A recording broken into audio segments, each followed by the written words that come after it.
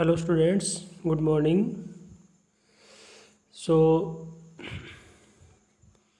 अपन पढ़ रहे थे आगम वक्र वाला चैप्टर, आगम अवधारणाएं। और इसमें अपन ने पूर्ण प्रतिस्पर्धा है, एकाधिकार है और एकाधिकारात्मक प्रतियोगिता। पूर्ण प्रतिस्पर्धा को इंग्लिश में बोलते हैं परफेक्ट कंपटीशन, एकाधिकार को बोलते हैं मोनोपोली और एकाधिकारात्मक प्रतियोगिता, ये जो पढ़ा था ना आपने अपूर्ण प्रतिस्पर्धा में, ये पढ़ा था ना एकाधिकारात्मक प्रतिस्पर्धा, इसको बोलते हैं मोनोपोलिस्टिक कंपटीशन। ठीक है, इसमें अपन ने ये पढ़ा थे आगम वक्र। तो इनको थोड़ा सा आप जो मैटर देखा था उसको आप थोड़ा सा सीरियसली ध्यान दें, क्योंकि केवल आपके 12th में ही नहीं, फर्स्ट ईयर में भी ये जो मैटर है वो आपके सारा का सारा रिपीट होने वाला है। और 12th में आपको फिर भी जैसे मतलब पढ़ाया जा रहा है, क्लासें ली जा रही है, फर्स्ट ईयर में कोई क्लासेज फोर्सफुली आपकी नहीं ली जाएंगी। सो देखें, अल्पाधिकार को इंग्लिश में ओलिगोपोली बोलते हैं। अल्पाधिकार में फर्म के AR व MR वक्र। फर्स्टली आपको अल्पाधिकार होता क्या है ये समझना पड़ेगा। अल्पाधिकार होता क्या है? कल मैंने आपको बताया था अपूर्ण प्रतिस्पर्धी बाजार के 3 स्वरूप होते हैं। कितने स्वरूप? 3, जिसमें सबसे प्रमुख जो स्वरूप है उसका नाम है मोनोपोलिस्टिक कंपटीशन, एकाधिकारात्मक प्रतिस्पर्धा। ये सबसे प्रमुख स्वरूप है किस बाजार का? अपूर्ण प्रतिस्पर्धी बाजार का।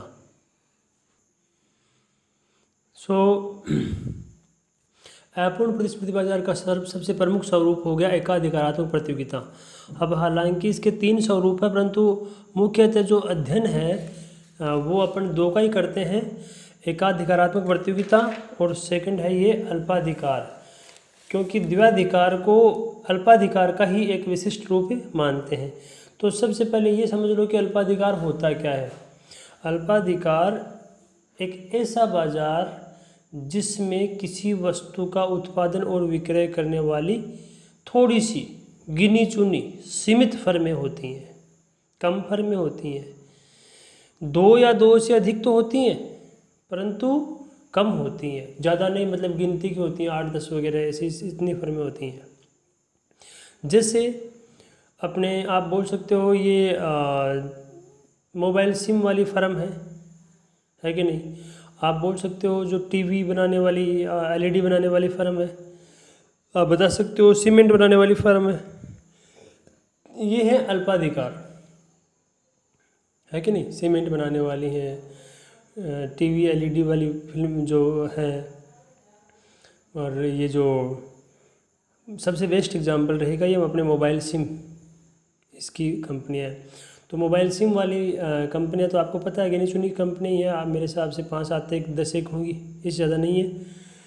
और इनमें देखो कि यदि आप देखो ये जो इससे पहले अपने बाजार पढ़ा था एकाधिकारात्मक प्रतियोगिता, उसमें अनेक फर्में होती हैं, ज़्यादा फर्में होती हैं, कम नहीं होती हैं। और एक फर्म की अगर बात करें अपन, तो एक फर्म है वो अगर कीमत वगैरह में कुछ परिवर्तन करती है तो उसके परिवर्तन का प्रभाव उसकी मांग पर तो पड़ेगा, परंतु दूसरी फर्मों पर उसका प्रभाव बहुत कम पड़ेगा। जैसे सपोज कीजिए कि आज एक कंपनी है, उसने अपना साबुन है वो 20 रुपये की बजाय 15 रुपये में निकाल दिया, ठीक है? तो इससे बाकी कंपनियां ऐसा थोड़ी करती हैं, वो तो ऐसा नहीं करेंगी, मतलब इस बात का उन पर कोई फ़र्क नहीं पड़ेगा।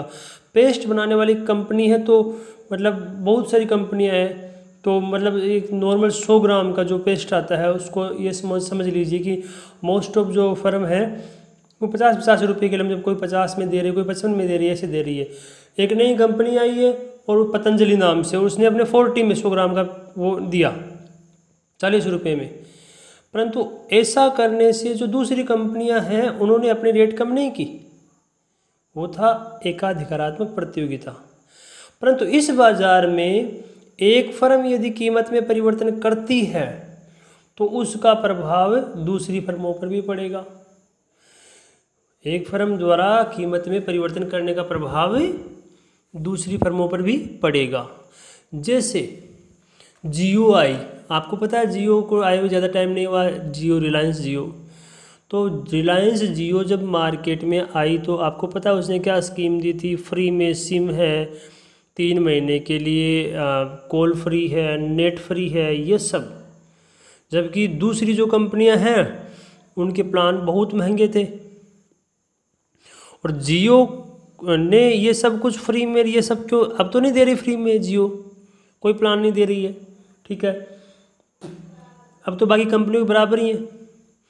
परंतु जब मार्केट में आई थी तो मार्केट को कंट्रोल में करने के लिए, क्योंकि मार्केट में बड़ी बड़ी कंपनियां थी, एयरटेल, वोडाफोन वगैरह जैसी, और ऐसी कंडीशन में और भी बहुत सारी थी, एयरटेल वोडाफोन के अलावा जो बंद हो गई अभी, आइडिया थी, एयरसेल थी। तो उन जो बड़ी कंपनियां हैं उनको टक्कर देने के लिए और उनके कंपटीशन में खड़ा होने के लिए जियो ने सबको मतलब फ्री में कर दिया, 3 महीने 4 महीने के लिए प्लान फ्री में कर दिया। अब 3 महीने 4 महीने फ्री में करने का मकसद क्या था, ये समझिएगा कि अगर फ्री में दे रहा है तो अपन फ्री में तो चीज़ लेंगे, पक्का लेंगे। लाइन लगी थी, आपको भी पता है, जियो सिम लेने के लिए।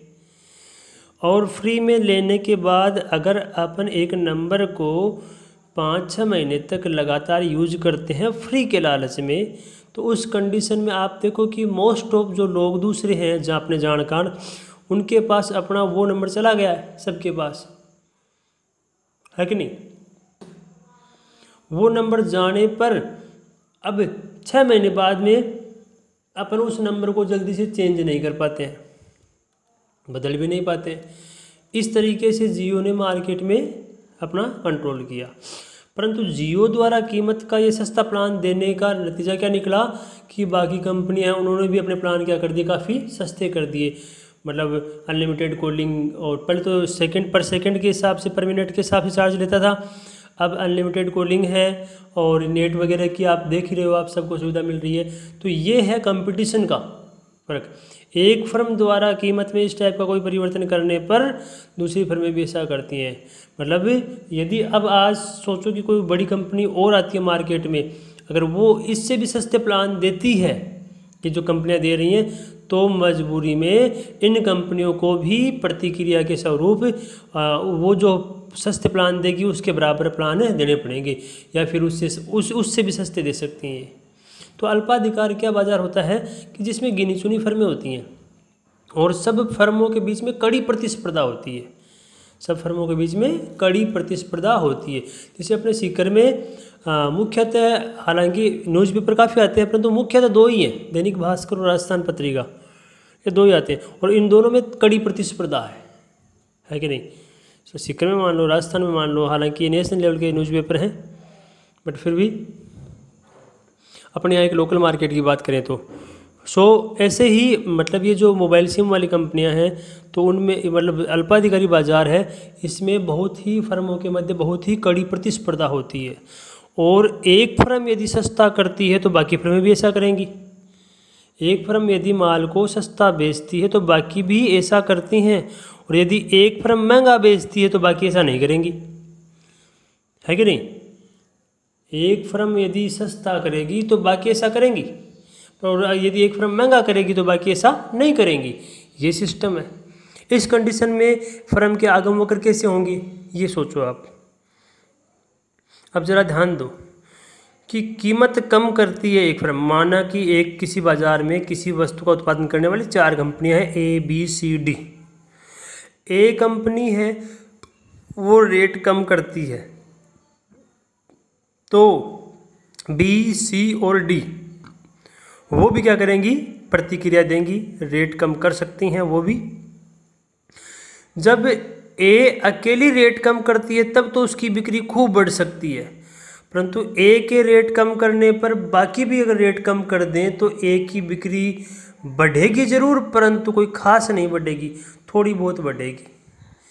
मतलब मार्केट में प्रोडक्शन की जो कीमत है ना प्रेजेंट में, अगर उससे कम कीमत करती है एक कंपनी, तो उस कंपनी का माल है, उस फर्म का माल है, उसकी मांग में थोड़ी बहुत वृद्धि होगी। क्यों? क्योंकि उस एक के रेट कम करने पर बाकी भी ऐसा कर देंगी।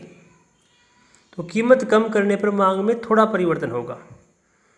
तो मांग की लोच कैसी हुई? कम लोचदार। कीमत कम करने पर एक फर्म की बात होती है, यहाँ पर माइक्रो इकोनॉमिक्स पढ़ रहे हैं अपन। तो एक फर्म द्वारा कीमत कम करने पर उसकी मांग में वृद्धि तो होगी, परंतु थोड़ी सी वृद्धि होगी, कम वृद्धि होगी। क्यों? क्योंकि बाकी कंपनियां भी ऐसा कर सकती हैं। ठीक है, तो मांग की लोच कैसी हुई? कम लोचदार। और यदि कीमत बढ़ाओ, जो निश्चित कीमत है मार्केट में, उस कीमत से अगर ज़्यादा कीमत करती है तो बाकी कंपनियां ऐसा नहीं करेंगी। तो जिसने ज़्यादा किया उस पर क्या प्रभाव पड़ेगा? उसकी बिक्री बहुत ज़्यादा कम हो जाएगी, उसकी मांग बहुत ज़्यादा कम हो जाएगी। यानी कीमत बढ़ाने पर मांग में परिवर्तन क्या होगा? ज़्यादा होगा, मांग अधिक लोचदार। और कीमत कम करने पर मांग में परिवर्तन क्या होगा? कम होगा। तो मांग क्या होगी? कम लोचदार। तो सबसे पहले तो इसका मीनिंग समझिएगा। इस बाजार अवस्था में किसी वस्तु का उत्पादन व विक्रय करने वाली सीमित फर्में होती हैं तथा प्रत्येक फर्म का बाजार के कुल उत्पादन में बड़ा हिस्सा होता है। मतलब मार्केट में जो प्रोडक्शन सेल कर रही है तो गिनी चुनी फर्में हैं, और गिनी चुनी फर्में होने की वजह से एक फर्म का बाजार में बड़ा हिस्सा होता है। अल्पाधिकारी बाजार में एक फर्म द्वारा कीमत में परिवर्तन करने पर उसकी मांग अनिश्चित होती है। अनिश्चित क्यों होती है? क्योंकि कीमत परिवर्तन करने पर ये श्योर नहीं होता है कि मांग घटेगी या बढ़ेगी, कोई फर्क ये निश्चित नहीं रहता। क्यों? क्योंकि एक फर्म द्वारा कीमत में बदलाव करने पर दूसरी फर्में प्रतिक्रिया देती हैं कि भाई तुमने ऐसा किया तो ले हम भी ऐसा करेंगे, है कि नहीं, ये सिस्टम। तो मांग अनिश्चित होती है, फलस्वरूप फर्म का मांग वक्र है वो भी क्या होता है? अनिश्चित। जब कीमत बदलने पर मांग अनिश्चित है तो मांग वक्र भी क्या होगा? अनिश्चित होता है। सामान्यतः इस बाजार में कीमत दृढ़ता पाई जाती है। कीमत दृढ़ता का मतलब क्या हुआ? कि जो कीमत है मार्केट में उस कीमत को कोई सी भी फर्म छेड़ती नहीं है, उसमें कोई कमी वृद्धि नहीं करती है। अब ऐसे मान के चलो जैसे मोबाइल सिम वाली है, तो आप नोटिस करो, देखो सबके प्लान लगभग 399, 450, 500 इस रेट में चल रहे हैं। कोई भी फर्म इसे सस्ता नहीं कर रही, क्योंकि अगर एक फर्म सस्ता करती है तो बाकी भी ऐसा करेंगी। तो बताओ फ़ायदा किसको हुआ? इससे फ़ायदा केवल कस्टमर को हुआ, कंपनियों को कोई फ़ायदा नहीं होगा इससे। ठीक है, इसीलिए जो कीमत अच्छा महंगा कोई सी फर्म महंगा भी नहीं कर सकती, क्योंकि अगर एक ने रेट बढ़ाई तो बाकी रेट नहीं बढ़ाएंगी, जिसने एक ने रेट बढ़ाई है उसकी बिक्री बहुत ज़्यादा कम हो जाएगी, उसके लोग प्लान लेना बंद कर देंगे, है कि नहीं। तो इस वजह से कीमत परिवर्तन करने पर मांग का पता नहीं रहता है कि मांग कितना बढ़ेगी कि नहीं बढ़ेगी, इसलिए मांग वक्र भी क्या होता है? निश्चित होता है। सामान्यतः इस बाजार में कीमत दृढ़ता पाई जाती है, मतलब जो कीमत चल रही है उसमें कोई छेड़खानी नहीं करती है फर्म। पॉल एम स्वीजी एक अमेरिकन अर्थशास्त्री हैं, उन्होंने क्या बताया है? पॉल एम स्वीजी ने अल्पाधिकारी बाजार में मोड़दार मांग वक्र, ये दिख रहा है ना आपको, ये जो AR वक्र देखो आप, यहाँ से स्टार्ट हुआ फिर यहाँ पर मुड़ गया फिर नीचे, ये इस मोड़दार मांग वक्र की व्याख्या की है। अब इस मोड़दार को समझो आप, मैंने इसमें क्या है MR भी बना रखी है, AR भी बना रखी है। आप ये जो ऊपर वाली रेखा है AR रेखा है, इसको समझिएगा। सबसे पहले मैं आपको बता रहा हूँ, बहुत सारी कंपनियाँ, माना कि किसी वस्तु को बनाने वाली 4 कंपनियाँ हैं, ABCD, और वस्तु का नाम क्या है? अक्स नाम है। अक्स वस्तु बनाने वाली 4 कंपनियां हैं, ठीक है, और चारों लगभग 50 रुपये में उस अक्स वस्तु को सेल कर रहे हैं मार्केट में, लगभग 50 रुपये में। तो ये OP कीमत है वो मान के चलो 50 रुपये के लमसम है, ठीक है। और 50 रुपये पर जो A कंपनी है, 4 ABCD हैं, उनमें से A कंपनी है, उसका ये यहाँ पर Q क्या है? OQ माल बिक रहा है। OP कीमत पर OQ माल बिक रहा है, किसका? A कंपनी का। अब ध्यान दें, यदि A कंपनी OP से कीमत घटा करके कम करती है, OP से कीमत क्या करेगी? कम करेगी। 50 रुपये से कीमत क्या करती है? कम करती है, 40 रुपये करती है। तो बाकी फर्में क्या करेंगी? बाकी फर्में इससे देखेंगे कि A ने कम कर दिया है तो उनकी बिक्री घट सकती है, इसलिए वो भी क्या कर देंगी? सस्ता कर देंगी। तो जब A अकेली कम करती कीमत तब तो उसकी मांग खूब बढ़ जाती, परंतु एक के कम करने पर दूसरी भी कम कर देती हैं कीमतें, तो एक ही मांग में कोई विशेष वृद्धि नहीं होगी। मांग बढ़ेगी जरूर कीमत घटने पर, परंतु मांग में कोई खास वृद्धि नहीं होगी। मांग में परिवर्तन क्या होगा? कम होगा। सो ये जो ओपी कीमत है उस पर मांग वक्र का ए बिंदु है। यहाँ पर कौन सा बिंदु है? ए बिंदु है। उस ए बिंदु से नीचे मांग में कम परिवर्तन होगा, सो मांग वक्र है वो अधिक ढाल वाला, मतलब कम लोचदार बन गया। मांग में परिवर्तन कम होगा तो अधिक ढाल वाला वक्र मतलब कम लोचदार बन गया। ठीक है, नीचे वाला पॉइंट इस कीमत से नीचे वाली बात है। और यदि सपोज कीजिए कि जो ए फर्म है वो 50 की बजाय 60 रुपये कीमत कर देती है, तो कीमत बढ़ाने पर दूसरी फर्में ऐसा नहीं करेंगी। कीमत बढ़ाने पर दूसरी फर्में ऐसा नहीं करेंगी, जिससे क्या होगा? उससे ए फर्म की बिक्री में मांग में बहुत बड़ी गिरावट हो जाएगी। यानी ओपी कीमत है उससे ऊपर अगर कीमत करती है तो मांग में परिवर्तन बहुत ही ज़्यादा, मतलब कीमत बढ़ाने पर मांग में परिवर्तन कौन सा होगा? मांग कम होगी। और कीमत घटाने पर मांग ज़्यादा होगी। तो घटाने पर तो मांग जो बढ़ेगी वो थोड़ी बहुत बढ़ेगी, और बढ़ाने पर मांग जो घटेगी वो बहुत ज़्यादा घटेगी। यानी घटाने में फ़ायदा है या बढ़ाने में फ़ायदा है? क्योंकि अगर रेट घटाएंगे तब तो मांग में थोड़ी बहुत मामूली वृद्धि होगी अगर रेट घटाएंगे तो, और यदि रेट बढ़ा दी तो मांग में बहुत बड़ी गिरावट हो जाएगी। तो बताओ रेट घटाएंगे या बढ़ाएंगे? ना तो घटाने की सोचें और ना बढ़ाने की सोचें, जो चल रहा है उसको चलने दो। ठीक है, इसको ऊपर बोलते हैं कीमत दृढ़ता। कीमत के साथ छेड़खानी नहीं होगी, कानून के साथ खिलवाड़ नहीं होगा। ठीक है, अब तो मैंने आपको बोला कि कीमत घटाने पर मांग में कम परिवर्तन, तो नीचे वाला जो हिस्सा है मांग वक्र का वो तो हो गया कम लोचदार, और कीमत बढ़ाने पर मांग में बड़ी गिरावट आएगी, ज़्यादा परिवर्तन होगा, तो ऊपर वाला हिस्सा क्या हो गया? अधिक लोचदार। देखो ऊपर वाला का ढाल कम है और नीचे वाले का ढाल क्या है? ज़्यादा। तो इस नीचे वाले पर लोच कम है और ऊपर वाले पर लोच क्या है? ज़्यादा। तो इस प्रकार दो लोच वाला ये मांग वक्र बनता है, AR वक्र बनता है मुड़ा हुआ। इसको अपन बोलते हैं मोड़दार मांग वक्र। और ये जो मोड़ है इस मोड़ को अपन बोलते हैं विंकुचन। क्या बोलते हैं? ये देखो वर्ड है विंकुचन, विंकुचित मांग वक्र बोलते हैं इस किसको? मोड़दार मांग वक्र को। और ये मोड़दार मांग वक्र कौन से बाजार में होता है? अल्पाधिकारी बाजार में एक फर्म का मोड़दार मांग वक्र होता है। ठीक है, और यहाँ पर ये ध्यान दें कि ये जो वक्र है मांग वक्र है वो AR वक्र होता है। अगर अपने इस बाजार में MR वक्र भी बनाए तो MR पर गिरेगी, और जहाँ ये मोड़ आएगा वहाँ पर MR के बीच में गैप हो जाएगा। देखो आपको दिख रहा होगा गैप यहाँ से लेकर के यहाँ तक। तो MR यहाँ से गिर रही है, फिर गैप आ गया, फिर यहाँ से नीचे गिरने लग गई MR। जहाँ ये मोड़ आएगा वहाँ MR टूट जाएगी।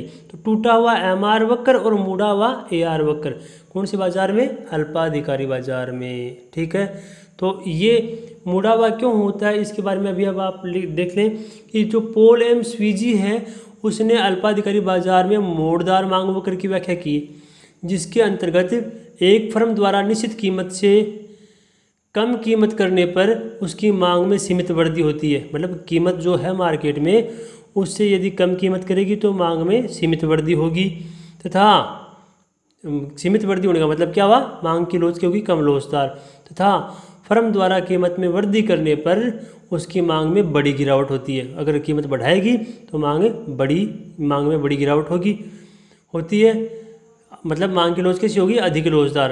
अतः फर्म का AR वक्र विंकुचित मतलब मोड़दार होता है, तथा AR वक्र के विंकुचन के कारण MR वक्र कैसा होता है? टूटा हुआ होता है MR वक्र। ठीक है, और यहाँ पर अपना ये आगम के अवधारणा वाला चैप्टर है वो कंप्लीट होता है। सो ये चैप्टर वो काम आएंगे आपके 12th में, तो 12th में फर्स्ट ईयर में भी काम आने वाले हैं। सो इनको समझने में बिल्कुल भी लापरवाही मत बरतना, क्योंकि आपको फर्स्ट ईयर में कोई नहीं बोलने वाला है कि आप क्लास लो, ये नहीं लो। सभी आपसे जो गए हुए सीनियर हैं उनसे पूछ लो कि जो 12th वाला पढ़ा हुआ है वही उनके काम आया है, अदरवाइज़ लापरवाही फर्स्ट ईयर में बहुत ज़्यादा रहती है। सो इसमें आप विशेष ध्यान दें। और आगे अपन कल दूसरा चैप्टर स्टार्ट करते हैं। इस चैप्टर में आपको याद करने वाला क्वेश्चन जो आपको करना है वो क्या है कि ये जो एक तो अलग अलग बाजार है, उसमें AR वक्र MR वक्र होते कैसे हैं ये ध्यान रखना आपको। और एक है जो AR MR TR, ये क्या होती हैं, आगम किसे कहते हैं, आगम के विभिन्न स्वरूपों को समझाइए। कौन से स्वरूप हो गए, TR MR और AR, इनके बारे में सूत्र सहित आपको समझना है और इसको रफ में नोट भी कर लेना एक क्वेश्चन बना करके। आज इतना करते हैं, बाकी अपन कल देखते हैं। ठीक है, धन्यवाद।